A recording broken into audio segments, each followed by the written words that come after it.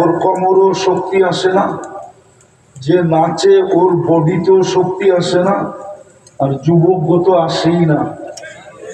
যত ড্যাগের আওয়াজ হয় তত বেশি ওদের ডান্স করতে সহজ হয়, কেননা কোমরে শক্তি আসে, আওয়াজ ছাড়া আসে না।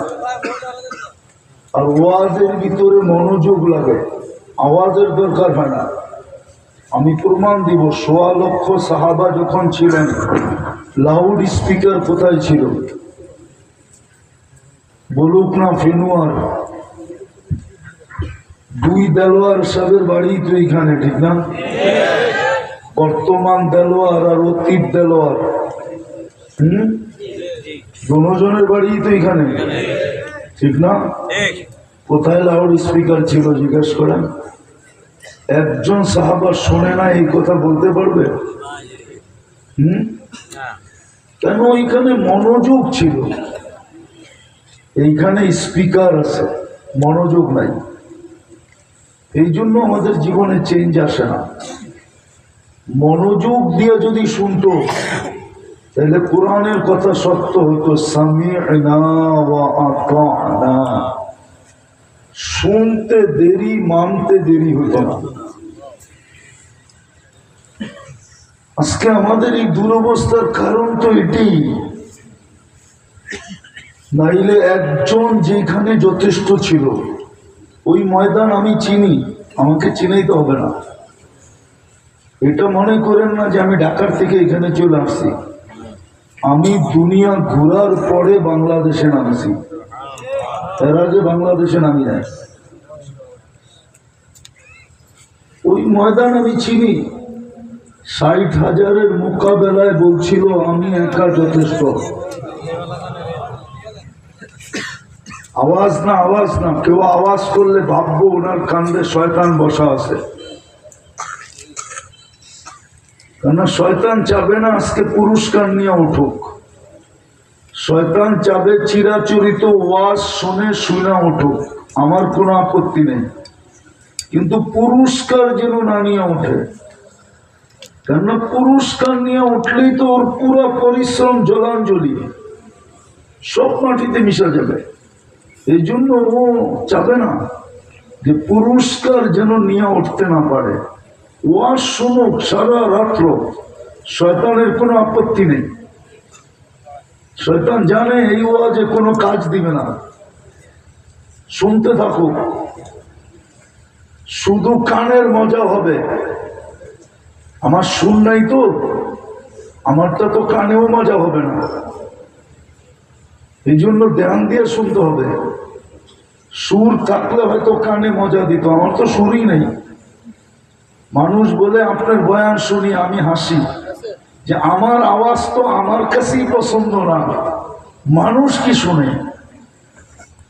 সত্য। আমাদের এক মৌলানা ছিল, মৌলানা আব্দুল গফফার সাহেব রহমতুল্লাহ আলাইহি। পুরানরা চিনবে, নতুনরা চিনবে না। তুমি একদিন বলতেছিল ঢাকাতে এক বয়ানে, আমার মেয়েটা বিয়ে হয়েছিল, তালাক দিয়ে দিছে। কেন? আমারে দেখলে বোঝেন না? উনি খুব কালো ছিল, লম্বা ছিল, স্বাস্থ্য ছিল, কিন্তু রঙে কালো ছিল। এটা ছিল ওনার ওয়াজের শুরু আর কি। তো আমার আওয়াজ তো ভাঙ্গা ডোলের চেয়েও খারাপ, সুর নাই, মনোযোগ দিতে হবে। এই জন্য শয়তান চাবে না আজকে যে পুরস্কার নিয়ে উঠুক। তো যেটা বুঝাইতেছিলাম, দুরবস্থা কেন? ওই ময়দান তো আমি চিনি, যিনি একা স্বাধীন করার জন্য দাঁড়ায় গেছিলেন, আমি একা যথেষ্ট।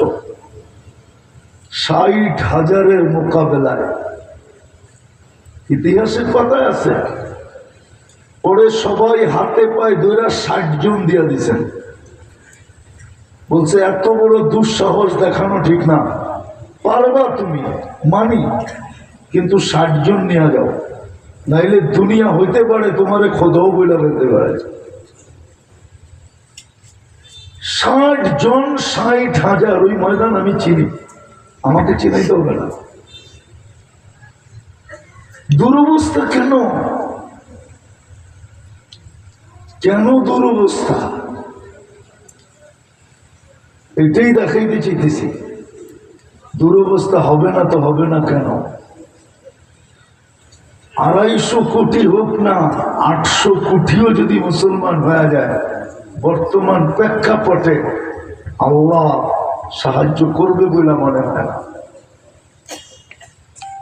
যদি করতই তাহলে আফগানিস্তান মাটিতে মিশল কি করে? আল্লাহ তো আল্লাহ, আল্লাহ তো কি বুঝাইতে পারি না মনে হয়। আল্লাহ তো আল্লাহ তো আল্লাহ, আল্লাহ কে জানেন? এই জন্যই তো আল্লাহ বলছে উনজুরিলা সামাই ওয়া ইরতিফাইহা, আমি কে চিনতে চাস তা আকাশটা দেখিস। তারাউনাহু বিগাইরি আমাল, দাঁড়া করাইছি খুঁটি ছাড়া।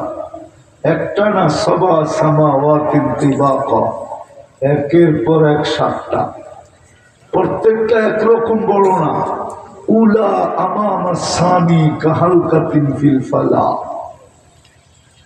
দুনিয়ার সবচেয়ে বড় মাঠের ভিতরে যদি ফুটবলটা মধ্যখানে রাখা হয়, মাঠের তুলনায় ফুটবলটা যেরকম ছোট আর মাঠটা যেরকম বড়, প্রথম আকাশটা দ্বিতীয়টার সামনে এরকম ছোট, দ্বিতীয়টা প্রথমটার সামনে এরকম বড়।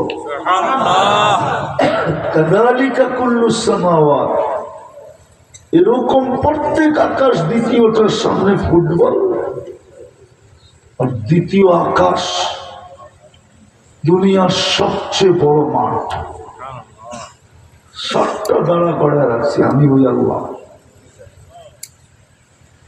কিন্তু মাটির সাথে মিশলো কি করে? ইরাক মিশলো কি করে?